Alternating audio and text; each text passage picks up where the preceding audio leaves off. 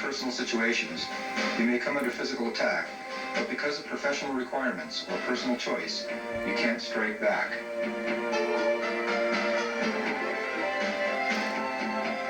Non-abusive restraint is a system of physical intervention used to restrain or defend against a violent person, with the focus of our actions being on protecting the aggressor by taking physical control. We can't punch or strike them, or use pressure point or joint locking techniques, or any form of pain as a means of control. We must maintain the self-esteem of the aggressor, while at the same time protecting ourselves and others. In order to accomplish this, we must not only maintain our own internal controls, we must develop our physical technique to the highest levels. This program is not intended to teach non-abusive restraint, but is to be used by those who have taken the course in order to get the most out of their training sessions.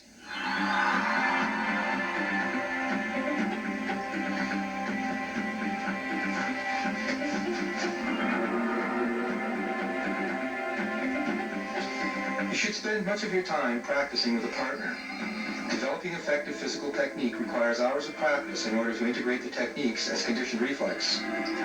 Consequently, if the techniques are practiced in an incorrect or haphazard way, the conditioned reflex will be incorrect. We will show you a clinical or step-by-step approach. All the techniques are broken down into their proper components. Make sure that you complete each step before moving on to the next one. Begin slowly and gradually increase your speed as you become more familiar and comfortable with the sequence of movement. When training or practicing with a partner, it is very important that you do not compete with one another. The objective is to learn and understand each technique, not to see who is the faster, stronger, weaker, or slower. Help each other discover the mistakes and determine the best way to correct them. When working with a partner, it is also important for the person adopting the attacker role to attack and resist realistically, but in a controlled fashion. In practice, the attacker has the advantage of knowing what technique the defender is going to use and how that technique is executed effectively. With this foreknowledge, the attacker can almost always defeat the defender. A real-life assailant would not grab the victim by the arm thinking they're going to use a circle principle release. Assailants have their own reason for the grab, and it has nothing to do with what your response will be. Although it is important to be capable of correctly executing the various techniques, the greatest advantage comes from understanding the principles which make the techniques effective. Spend much of your time examining the principles at work. This knowledge and understanding will allow you to improvise when a technique fails or is not completely effective.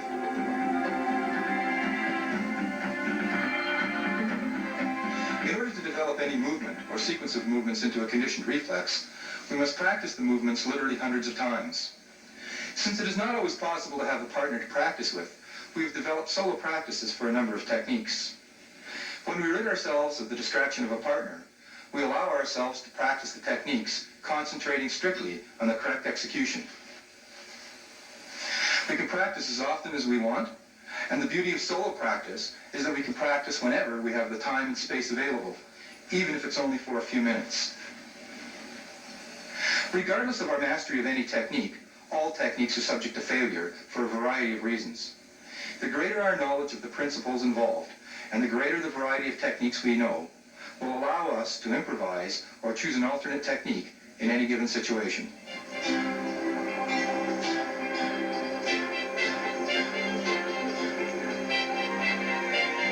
For the purposes of non-abusive restraint, we're going to deal with 4 different stances and postures.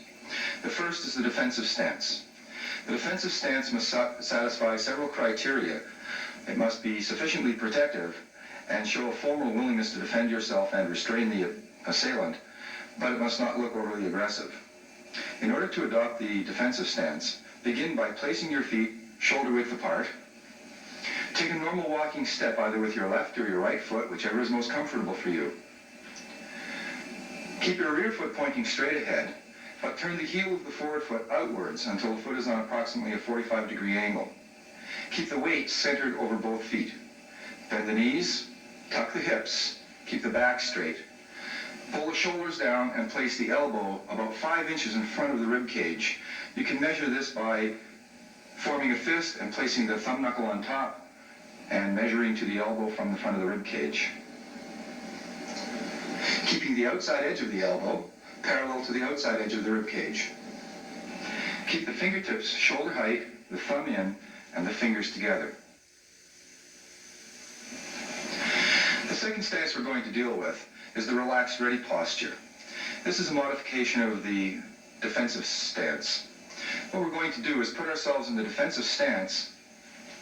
Now place most of your weight towards the back foot and cross your hands on the chest, placing one hand over top of the other. Be careful not to interlace your hands, as it's too easy for your arms to be trapped. Simply place one hand over top of the other. We're now in a position, should we be attacked, to push off the forward foot and retreat backwards. And if necessary, we can block high and low with the folded arms. The third stance that we're going to deal with is the horse riding stance. We use the horse riding stance as a developmental stance in order to develop strength in the legs and stability in a lower position. To adopt the horse riding stance, begin by placing your feet twice the shoulder width apart, bend the knees deeply into a sitting position, tuck the hip, keep the back straight, and fold the arms across the chest, much in the same manner as the relaxed ready posture, pulling the shoulders down strongly. Take advantage of opportunities in your daily life to practice the horse riding stance, such as watching television, doing the dishes, or other chores where you are stationary, but practice as often as you can. The final stance that we're going to deal with is the modified horse stance. This is also used in the execution of many of the techniques. The modified horse stance is really a horse stance on approximately a 45-degree angle to the attacker, but this time with your shoulders and hips facing towards the attacker. This allows your feet to be shoulder width apart in relation to the attacker. To adopt the modified horse stance, begin by placing your feet shoulder width apart and imagine that your feet are on railroad tracks. When you step back with either the right or the left leg, simply move the foot straight back to a low stance, bend both knees, keeping the weight evenly distributed between both. Turn the shoulders and hips forward. Hands up in the defensive stance.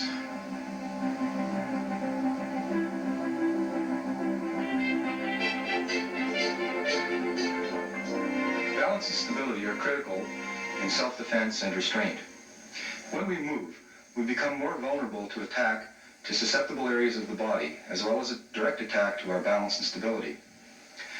We should follow two critical rules. The first is that if we wish to exchange feet from left foot forward to right foot forward, we should always step through the center, maintaining a strong center of balance.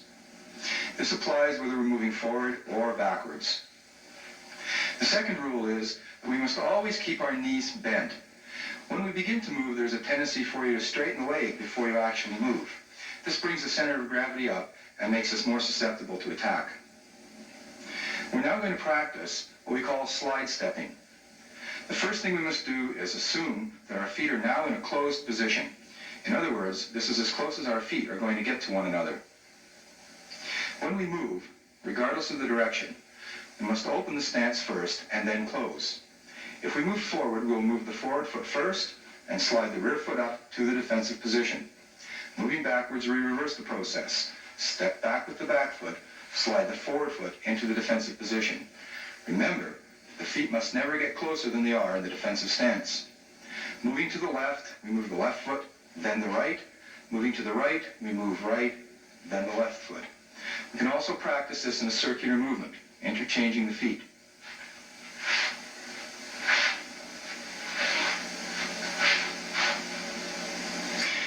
To move from the defensive stance to either the modified horse stance or the horse riding stance, we must first imagine that our feet are on a set of railroad tracks. Whether I'm moving forward or back, I'm going to keep my feet on the railroad tracks. As I move back, I simply start by moving the back foot straight back on the track and lowering the center of gravity. To move forward, I repeat the movement to the front, keeping my forward foot on the track. We can also step through, and if we step through, again we must step through the center, but at the same time, making sure that when we place our foot on the ground, it's on that imaginary railroad track, either forward or back.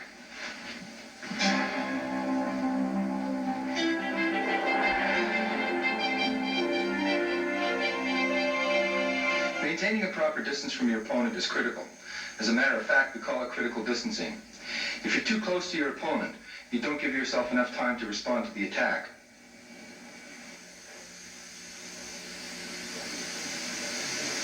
If you're too far away from the opponent and you see the opportunity to intervene, you have to cover too much ground, giving your opponent too much time to respond to your actions.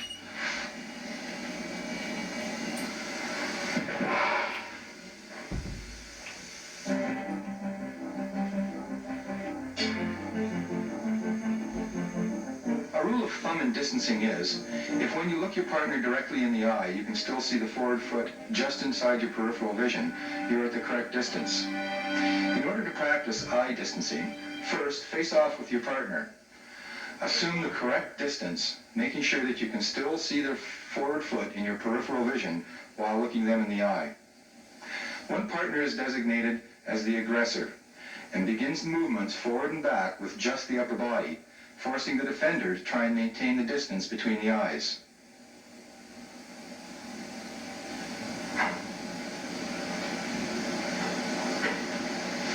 Gradually, the aggressor can add stepping movements to the drill, forcing the defender to back out using the correct size of step.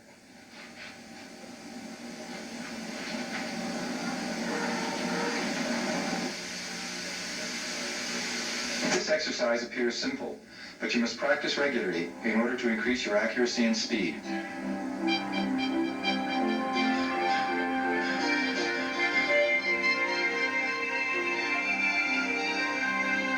Literally hundreds of ways in which one person can physically control another. However, for the purposes of non-abusive restraint, many of them are inappropriate. For example, joy-locking techniques cause significant pain, and if the person being controlled resists to a higher than anticipated level, there is a great potential for serious injury. Other than the exclusion of these techniques, those which cause pain and have a potential for serious injury, the principles of control remain the same. It is paramount that the practitioner of non-abusive restraint become familiar with these principles, as well as efficient in their physical application.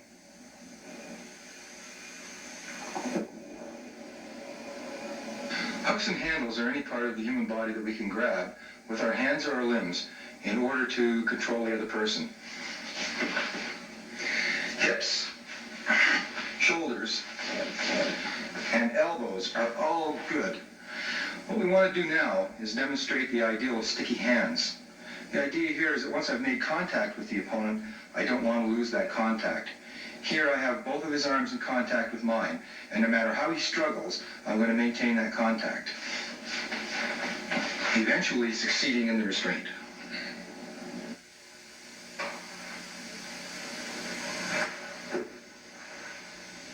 This particular technique is called the basket hold, and is used particularly for people who are considerably smaller than ourselves, approximately half our size. Let's show it to you again slowly. The object is to turn the assailant around and control through the elbows, pushing the arms across the chest. We can continue to control through the elbows, however, it is usually advisable to bring the hands up along the wrists. The client's arm position is important because the lower the arms, the more they can use the larger muscles of the back to pull away. What we want to do here is keep the arms up towards the top of the shoulder. Should the client start to struggle with their legs, we can effect a takedown by simply pushing on the back of the leg and controlling them to the ground, making sure not to fall on them or injure them. One of the nicer things about this restraint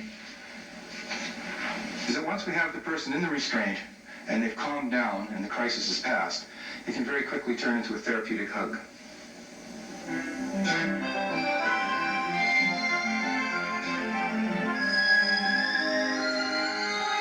This particular technique is our primary restraining technique, and we call it the rear elbow trap.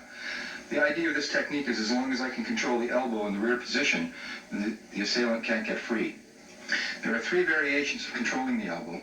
The first and primary one is as I have it now, with my hand directly on top of the elbow. The second would be if the person's shoulders were too tight, or the person was much larger than you, and you couldn't actually place your hands on top of the elbows, you can grab the sleeves. Failing that, the third variation on this hold is to place the chest directly against the back. Work the hands right up between your chest and their back, pushing forward on their back This lifts up on their arms, pushing the elbow up into the armpit. You must be careful in this position of the head butt. In order to avoid it, you can keep your head back, or you can tuck your head into the shoulder. There are two escorts that are associated with the rear elbow trap. The first is what we call the rear drag. What we're going to do is just step back, pulling down on their shoulders and pulling them off balance. Now we simply walk quickly backwards, keeping them off balance and forcing them to either drag their feet or walk with us. The second one is what we call the knee lift and step. Simply bring your knee up right under their buttocks without driving the knee in. Just place the knee up, lift up high, and step. If the client continues to struggle, we can effect a takedown. To do so, we simply step back into the modified horse stance, pulling them off balance. Lower your knee to the floor, lower their hips to the floor, let them roll on their side, and go down behind them.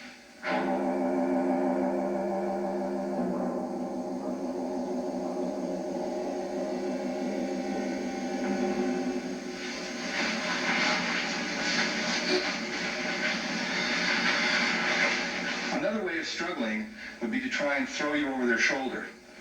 What we do is simply let our feet come off the ground, kick to the side, let our feet land first, sit down on the ground, pulling the client with us. If the client continues to struggle, just let them roll one direction and then the other, hanging on. If we really don't want them to struggle too much, we can lock up their legs with our own.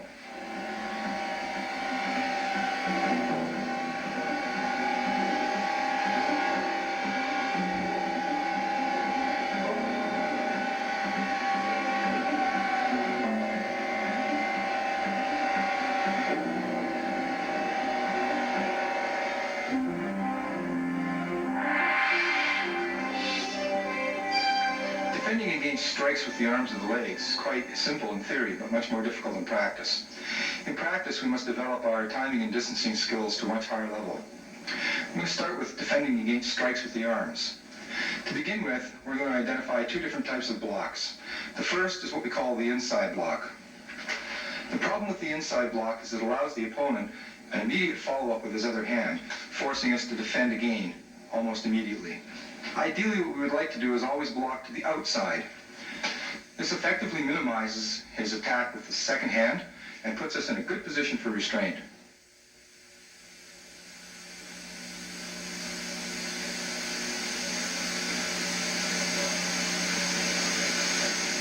We're going to start off with three different levels of defending. The first one is just distancing. In this method, we simply maintain the critical distance between ourselves and the opponent as he steps into attack. We can do this by moving straight back, or we can also do it by moving in a circular pattern. The second level is blocking. We can block by adding distancing as well, or by standing our ground. Should we have our back to a wall or have to stand in one place, we can rely strictly on the arm to effect the block.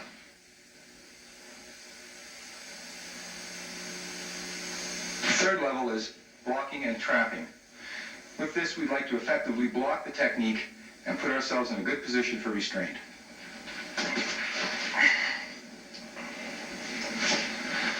Do that attack now at fast speed.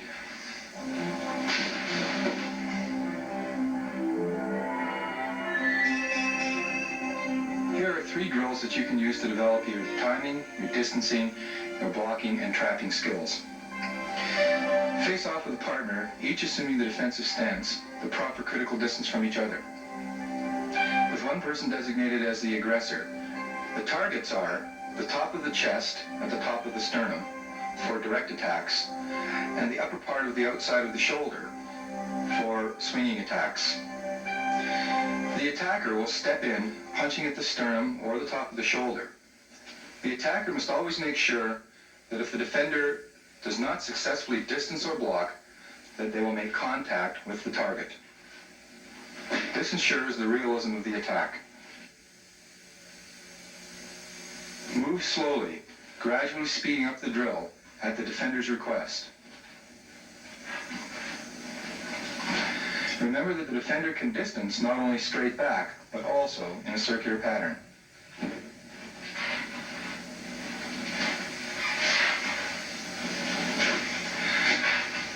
Now to develop the blocking skills, along with the distancing skills, begin your blocking movements at the same time. Once again, start slow and build the speed as the defender feels more comfortable with the exercise. The defender can also distance in a circular motion while blocking. You must also practice blocking without distancing at all, just in case you have your back to the wall and nowhere to go. Once again, start slow and speed up, gradually.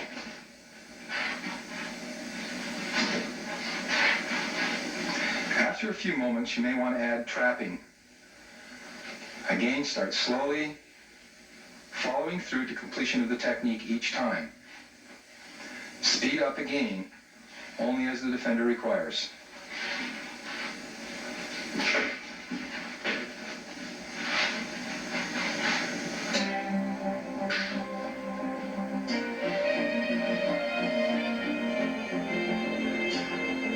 There are two very important factors that we must keep in mind when defending against kicks. First, legs are longer than arms, so our critical distancing must be appropriate. Second, legs are roughly 10 times more powerful than arms. This increased power makes it difficult to block a kick with the arm without sustaining an injury to the hand or the arm. Whenever possible, we should block a kick using our legs. We can defend against legs basically in two divisions, high and low. For high kicks, what we want to do is keep our elbow strongly in the defensive posture with our fingertip shoulder height and our hands slightly to the outside. As the kick comes up towards the head, it must hit the arm. It is highly unlikely that an untrained person would attempt this kick.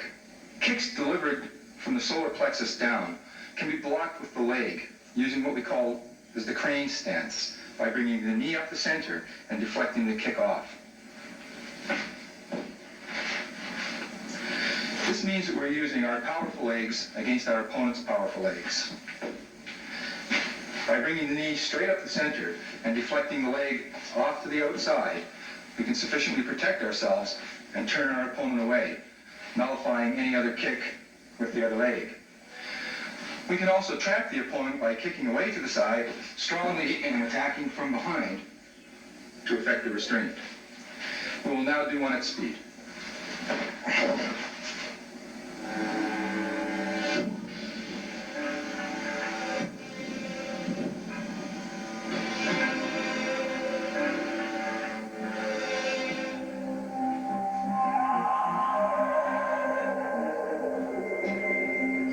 Practicing defenses against kicks, we're going to employ a similar exercise to the one we used in practicing against hand techniques. Each partner should adopt the defensive posture at the proper critical distance. For practicing safety, the target areas are the stomach, the upper outside of the thigh, and the outside of the calf. To start, simply distance the kick. Make sure that you keep the technique slow and reset your position after each technique. Gradually, you can add blocking the kick.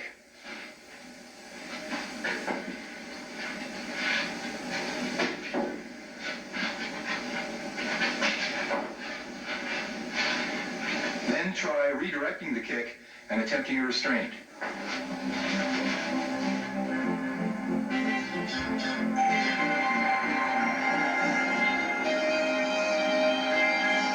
Restraint and self-defense, you will often have to deal with holds and grabs. Ideally, we'd like not only to escape, but to escape and gain control of the attacker. Nothing in life works perfect.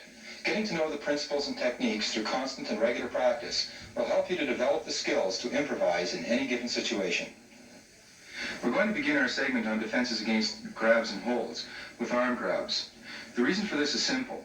Many altercations begin with a simple grab, and when the defender doesn't know how to get out of it, they actually accelerate the situation. When grabbed, many people will start a tug-of-war over their own arm, accelerating the climb to a crisis situation. On the other hand, when we're grabbed, we can simply pry our way out of it quickly and step back we can continue our verbal diffusion techniques and try to calm the situation down. We're going to start by identifying two different grabs: the overhand grab, because his arm is above mine, and the underhand grab, because his arm is below mine. There are four variations of each grab. A cross arm grab, this is his right hand or left hand to my right hand or left hand. Same side grab. A two-hander, both of his hands on one of my arms, and a double. And we're going to start with the lever principle. We're going to work with lever principles and circle principles. I'm going to start with the lever principles because they're the easiest, and I'll give you a very graphic illustration how levers can work within any technique to pry ourselves loose from a grab or a hold. To begin with, we're going to turn our forearm into a lever, and we're going to work against the weakest spot of his grip, which is the space between the thumb and the fingers of the hand. We're going to apply our force to the forefinger. This is what we would normally call the fulcrum. By bringing the hand up and towards myself and pushing my elbow down and towards the aggressor, I simply pry between the fingers and the thumb and out. Once again, pushing the elbow down towards him and bringing the hand up and towards me, I pry out. The same thing applies with the same side grab, always working again towards that weak spot, the position between the thumb and the fingers. With a two-hander, the aggressor now has both hands tied up. Both hands are committed. If we use good technique and have sufficient strength, we can simply pry up, the weak spot now being the space between the hands. If we have to, we can make a fist with the hand that's being grabbed, reach down between his arms, grab the fist with our other hand, and add strength to the release. Because he has both hands committed, and this is where the focus of his concentration is, we can also distract.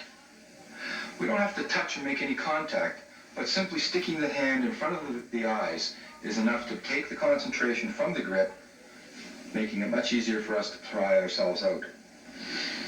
With the underhand grabs, we're now going to work against the weak spot, which is the first knuckle of the thumb. By applying pressure here, we collapse the thumb, breaking it away from the grip and simply sliding out. Same side grab, once again towards this knuckle. With a two-hander, again, the aggressor has both hands committed. We can reach down, we can make a fist and help ourselves by reaching up between his arms and pulling down, or we can use distraction. With a double, again against the knuckle of the thumb, both hands simultaneously breaking through. Once again, the lever techniques are used to try and defuse the situation by coming out calmly and stepping back to continue verbal diffusion. If you decide that the client at this point needs to be restrained, you may wish to use a circle technique. The circle techniques are a little more complex, but once you get them down, they're very quick, very fast, and very easy. We're going to start with the cross-arm grab, overhand grab, by starting our circle by passing across our own body, keeping the palm of the hand facing the aggressor, and as the hand comes up passing our face, you'll see his grip breaking away from your arm, and you now grab. Keeping your arm about shoulder level, now simply walk towards him, keeping your hips directly underneath you, turning the client and restraining. Once again, cross-arm grab, up and around, step in, and restraining. With a two-hander, we're going to use exactly the same technique, and once again, the idea is that both of his hands are concentrating on the grab. If I have sufficient strength and technique, I should be able to do it with one hand, step into restraining.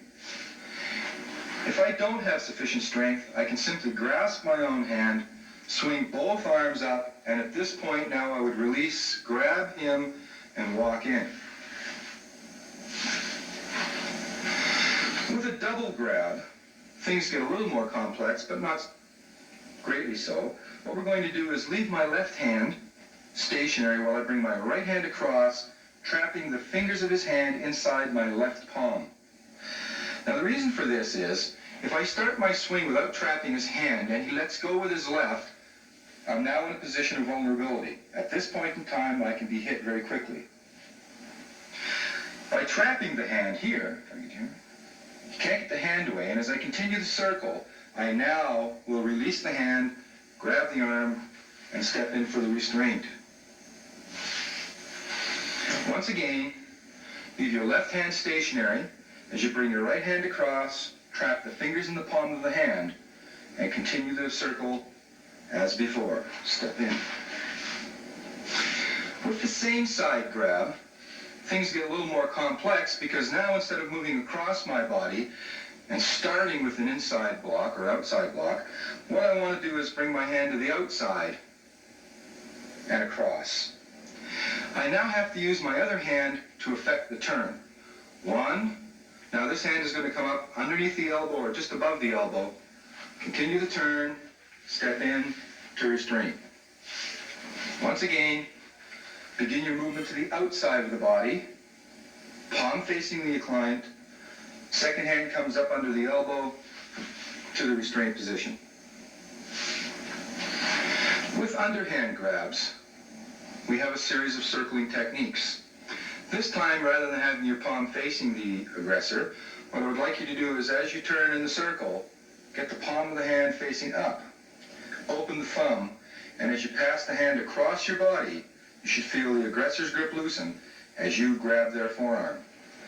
Simply walk in, again, keeping yourself erect, and effect your restraint. With a two-hander, underhand grab, the technique is identical. Around, force the release, grab, step into restraint. If we have to, once again, both of his hands are committed, I can grab my own hand and swing, adding strength to my movement. With a two-hander, or a double rather, we're going to pass the hand across. There's no need to grab on this one. However, I want to stress that you are not striking the aggressor's wrist. You're simply making contact with it. Once I bring the hand across and make the contact, both hands now begin to swing in the circle, and now the technique becomes identical. I simply feel the grip breaking off, grab the forearm, and step into a restraint. Once again, do not strike at the aggressor's wrist.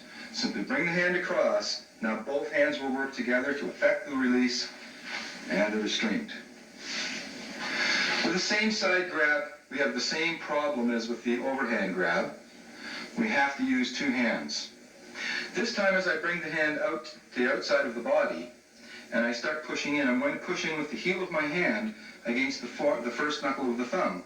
Again, collapsing the grip and exchanging. Now my left hand will grab here at the elbow, forcing the turn and effecting the restraint. Once again, start your movement to the outside of the body, force the release through the thumb with the heel of the hand, grab at the wrist or the elbow, step in. One other thing that I'd like to just demonstrate here is when I'm moving in quickly to restrain the client, regardless of which technique I'm using, as I come behind, I keep my hips directly under me, and I'll actually check with my chest to the back or hip to hip, forcing the aggressor off balance while I effect the restraint. This takes his concentration from regaining his balance rather than resisting the attempted restraint.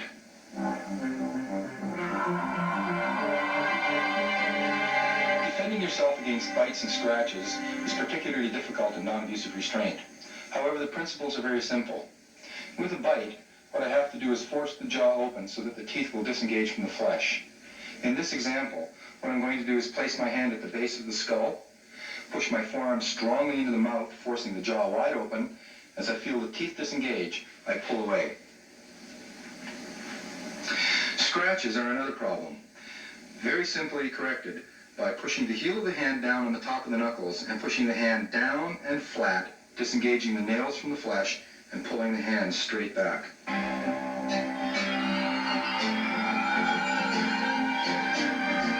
We're going to deal now with three different types of hair pulls. The main principle in any hair pull is to stop the aggressor from pulling your hair and you off balance. Starting with the front hair pull. First, cover their hand and press it tightly to the head so they can't pull your hair.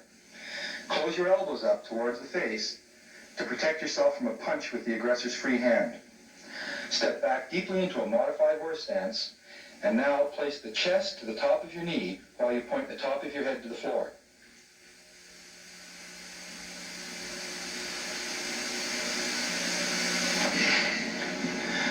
Again, with the rear hair pull, we're going to cover first. I'm now going to lean forward strongly and quickly, and then move quickly to the rear. This forces the client off balance, stretch the arm out, lift, and now I'm in a good position for restraint. With a two-handed hair pull, we're going to cover the hands, pressing them tightly to the head. I'm now going to step into a horse stance just off of the aggressor's right hip. As I do this, I'm going to allow my hip to bump his hip backwards. I'm also going to allow my right elbow to travel over the top of both of his arms. This is going to force the aggressor into an unbalanced position where I have complete control of his balance. Lowering him gently to the floor.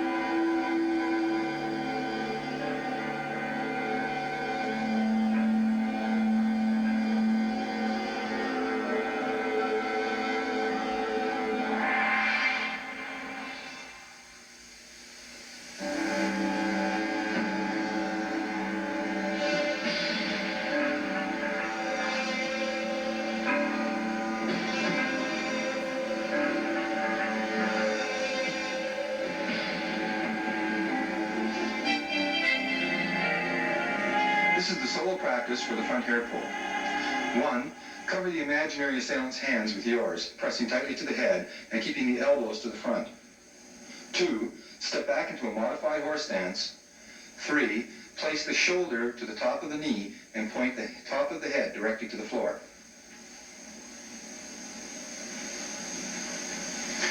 1, 2, 3. 1, 2, 3. 1, 2, 3.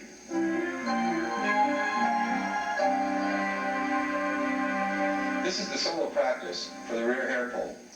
1. Cover the imaginary assailant's hands with yours, pressing tightly to the head. 2. Lean forward strongly from the waist, pulling the aggressor off balance. 3. Step back until you feel the aggressor's arms straighten. 4. Keeping the hands tightly pressed to the head, stand and lift off. 1, 2, 3, 4.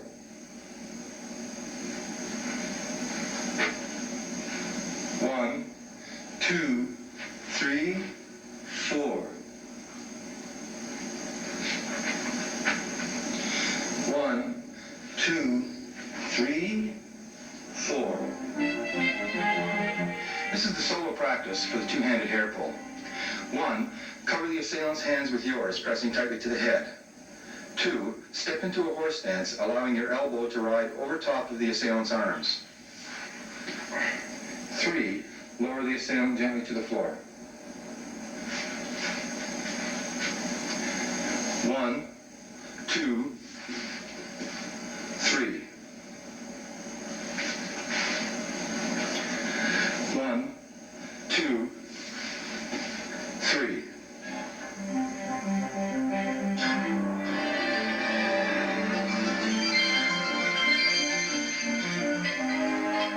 Choking is of particular concern in any form of self-defense and restraint. Whether the attacker's intention is to kill you or not, that may be the end result. Starved of oxygen, your muscles begin to weaken immediately and your brain begins to fall asleep. You could be unconscious in just 5 to 10 seconds. The primary objective is to get the hands off the throat. However, with practice, you should also be able to control the attacker.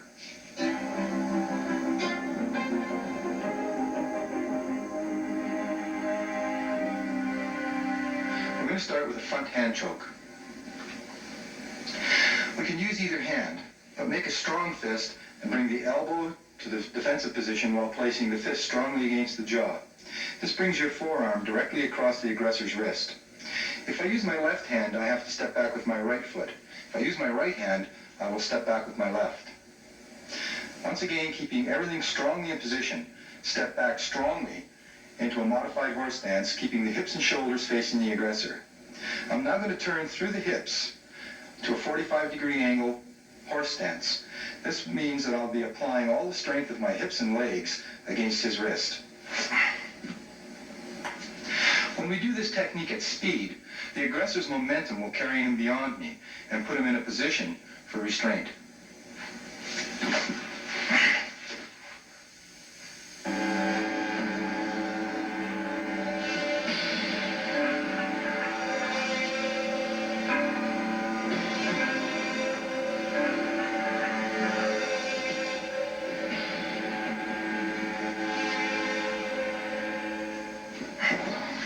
If you find yourself in this position, with the front hand choke and your back to the wall, you can relax. In the previous defense, we had to step back into the modified horse stance in order to brace ourselves. The wall is now going to do that for us. Simply make a fist, place it down between the aggressor's wrists.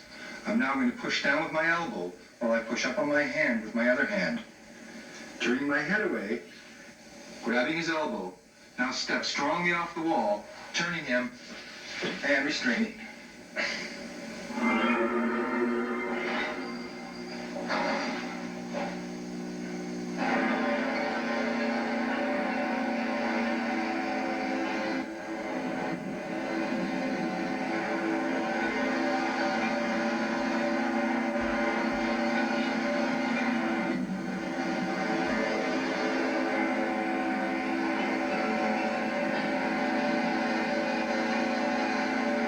With the rear hand choke, we still have to concern ourselves with the momentum of the attacker. When the hands hit the throat, you're going to be pushed forward, and you're going to have to brace yourself with one leg or the other.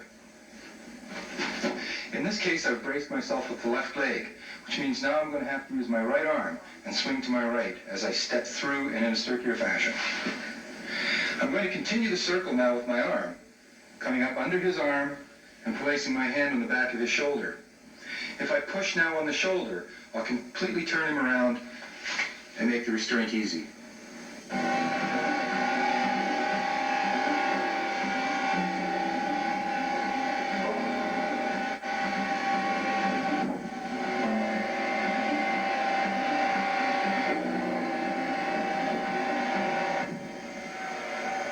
We'll now do one at speed.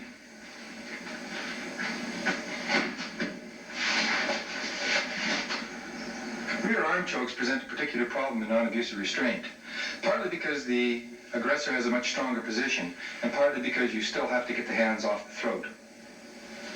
If you can intervene quickly, pull down on the wrist, push up on the elbow, turn your head away from the crook of the elbow. I'm now going to kick my leg between us, straight out, and use the weight of the body to pull my head through the opening. Now restrain as quickly as possible.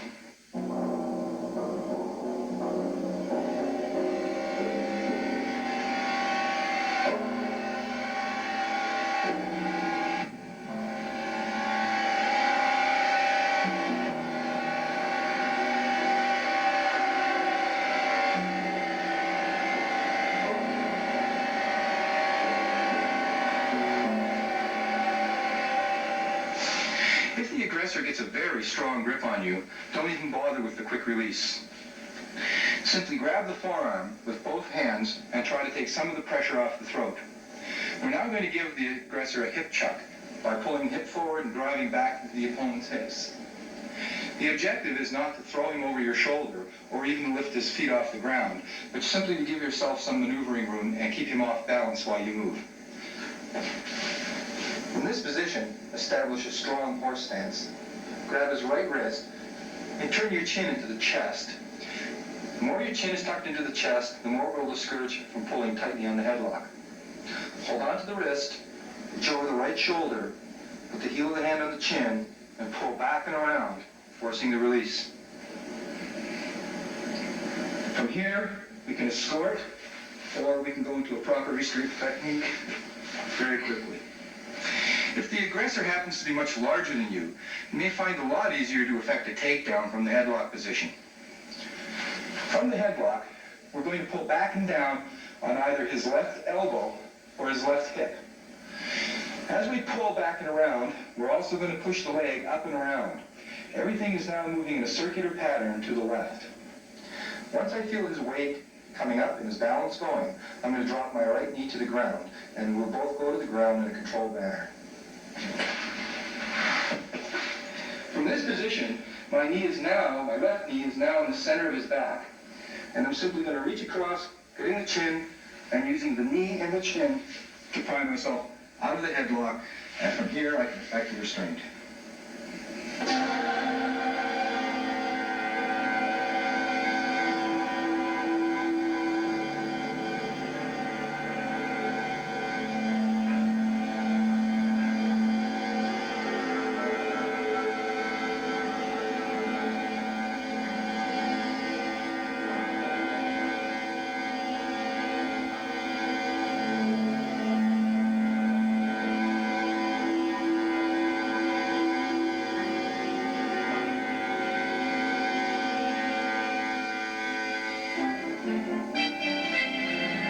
This is the solo practice for the front hand choke. 1. Raise the fist to the side of the jaw and keep the elbow down in the defensive position. 2. Step deeply back into the modified horse stance, keeping the hips and shoulders straight ahead. 3. Turn into a horse stance. 1, 2, 3. 1, 2, 3. 1, 2, 3. This is the solo practice for the rear hand choke. 1. Place the right hand straight above the head and the left hand directly in front of the chest. 2. Step around swinging the right arm in a complete circle and bringing it up in the defensive position. 2.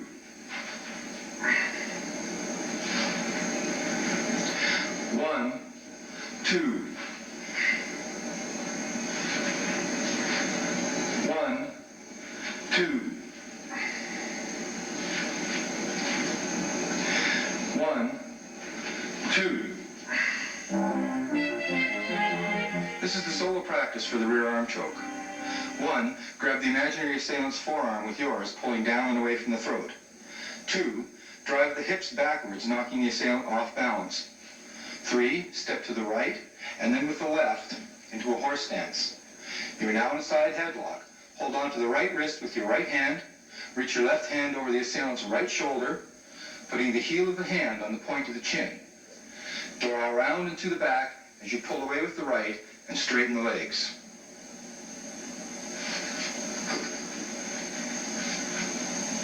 One, 2, 3, 4, 5. 1, 2, 3, 4, 5. 1, 2, 3, 4, 5.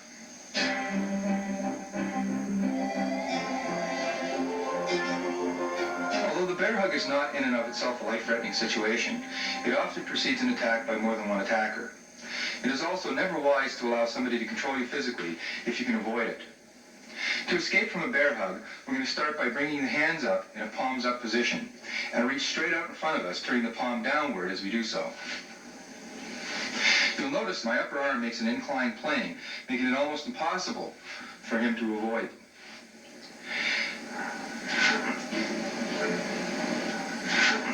In order to stop the aggressor from applying a chokehold at this point, as I thrust and feel the grip weakening, I'm going to bring my left hand to the inside and grab his right wrist.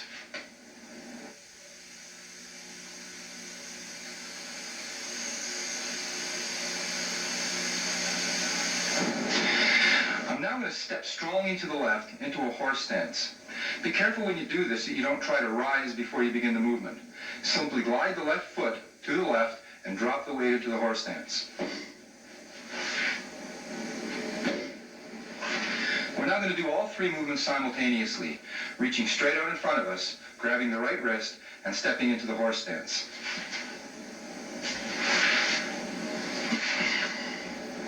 From this position, I'm now going to push off my right leg, pushing my hip to the left and swinging my arms in a large circular movement, all to the left. You'll notice that this gives me an opening now from which I can walk under, and I'm going to step strongly into another horse stance with my right leg, turning as I do, and still hanging onto the wrist. I'm now going to pull the aggressor straight in, back to, in a perfect position for restraint. Now, we'll do one at speed.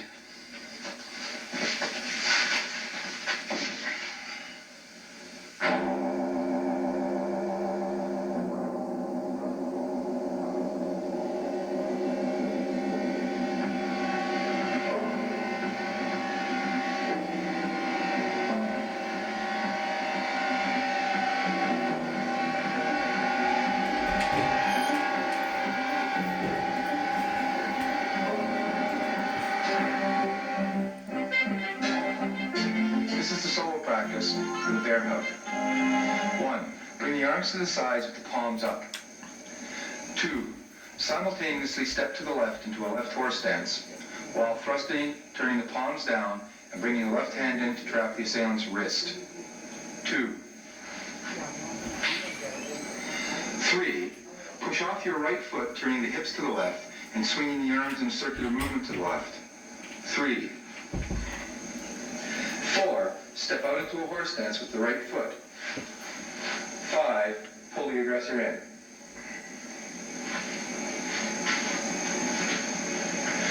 1, 2, 3, 4, 5.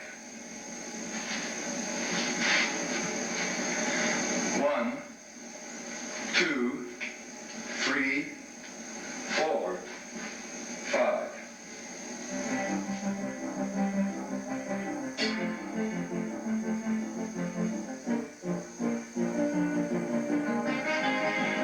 In order to increase our awareness and to practice avoiding the bear hug, we're going to use this simple drill. When the defender sees the attacker's arms encircling the body, they will reach one arm forward and one arm back, much in the same manner as a cross-country skier. The aggressor will now step up and attempt a bear hug.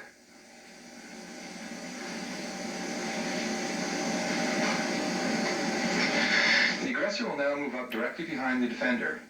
Tap the defender on the shoulder and they will both step out with the left foot, taking 3 steps.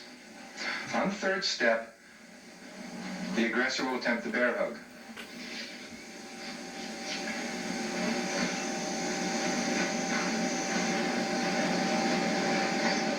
Having successfully defeated the bear hug, the defender will now begin to step out.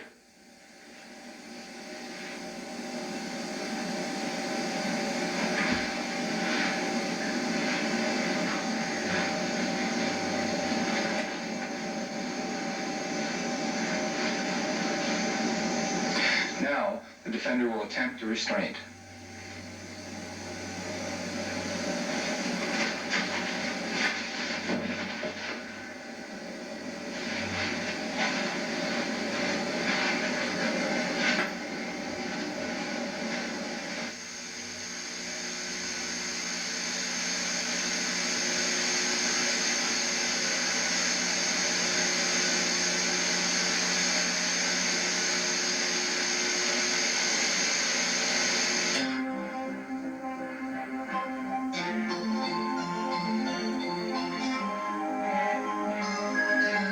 Contrary to popular belief, if we've been knocked to the ground and the aggressor is still standing, we don't have to see our life pass before our eyes. We can sufficiently defend ourselves by remembering that we no longer have to worry about balance, and the aggressor does. When you land, roll quickly to one hip or the other, and tuck your bottom leg up towards the groin. Bring the knee of the upper leg up towards your chest. This protects the groin from kicks, and also doesn't give the aggressor a range. In other words, they don't know how close they can come to you without coming into the range of your legs. If the aggressor sees the defensiveness of this position and tries to maneuver to another position, we can counter by simply spinning on the hip and the elbow, keeping our feet directly in line with the aggressor. We can also roll from hip to hip.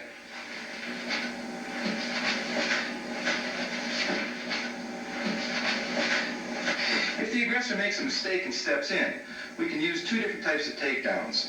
The first one is to trap the inside of their ankle with your lower leg and use the heel of the upper leg to attack the natural movement of the knee. The second one would be to trap their leg on the bottom from the outside and use the toe of the upper leg on the inside of the thigh to effect the takedown. If the aggressor grabs your ankle and tries to drag you off, bend your knee and trap their ankle until they fall. If they try to twist your ankle, roll in the direction of the twist until you come free.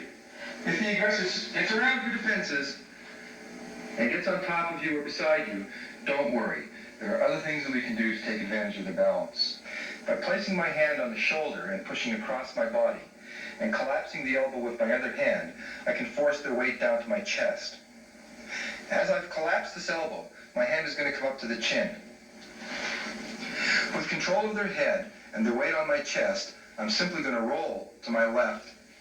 And controlling the head, I'm placing my weight on the left hand, trapping their head down. I can now effect a sitting restraint.